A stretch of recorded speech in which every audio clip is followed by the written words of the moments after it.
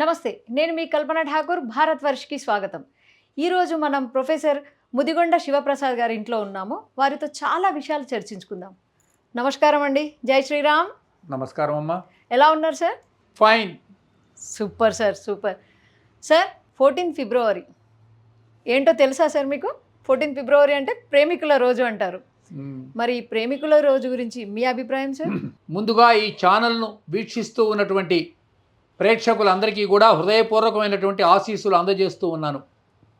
14th ప్రేమికుల రోజు అని అనౌన్స్ చేస్తున్నారు. దీన్నే ఇంగ్లీష్లో వాలంటీన్ డే అంటారు. దీని బ్యాక్గ్రౌండ్ మీరు కొంచెం తెలుసుకోవాలి. ఈ వ్యాలంటీన్ అన్నటువంటిది ఆడమ్మాయి కాదు, ఒక అతని పేరు, ఒక సైనికుడి పేరు. నాకు తెలిసినంత వరకు చెప్తున్న హిస్టరీ. ఏమైనా తేడా ఉంటే మీరు మళ్ళీ సరి చేసుకోవచ్చు. అతనికి ఏదో యుద్ధం చేస్తుంటే ఏదో కొన్ని ఇబ్బందులు వచ్చినాయి, తర్వాత అప్పటి నుంచి అందరినీ అతను ప్రేమించడం మొదలుపెట్టాడు అని ఒక స్టోరీ చెప్తారు. తర్వాత అది క్రమంగా ప్రేమికుల దినం ఫిబ్రవరి 14 వాలంటీన్ పేరు మీద ప్రేమికుల దినం అని ప్రపంచవ్యాప్తంగా చేస్తూ ఉన్నారు. ఇందులో ఔచిత్యం అంతా, what is the propriety in this Valentine day? ప్రేమ అనేది 14వ తారీఖు ఉదయం 6 గంటలకు పుట్టి సాయంత్రం 6 గంటలకల్లా అంతరించిపోతుందా? This is my direct question. ఈ వాలంటీన్ డే అన్నటువంటిది భారతీయ సంప్రదాయం కాదు.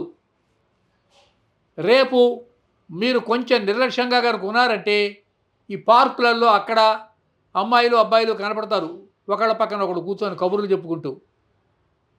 అట్లా దొరికితే ఎవరినన్నా వెంటనే పోలీసులను పిలిచి వాళ్ళని పట్టించండి. పోలీసులను పిలిచి వాళ్ళని పట్టించండి, లేదా అక్కడికక్కడే వాళ్ళకి పెళ్ళిళ్ళు చేయండి. ఓకే, అక్కడికక్కడే పార్కులోనే పెళ్ళిళ్ళు చేసి ఇంటికి పంపించండి.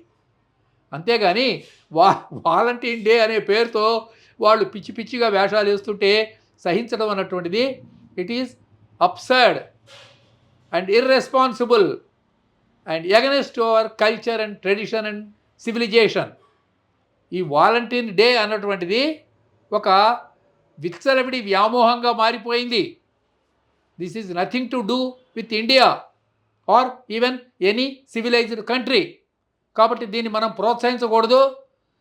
వాలంటీన్ డే నా పేరుతో ఎవరైనా కనుక మీకు పార్కులలో కనపడితే వెంటనే పోలీస్ కంప్లైంట్ ఇవ్వండి. ఏం మొగమాట పడవద్దు.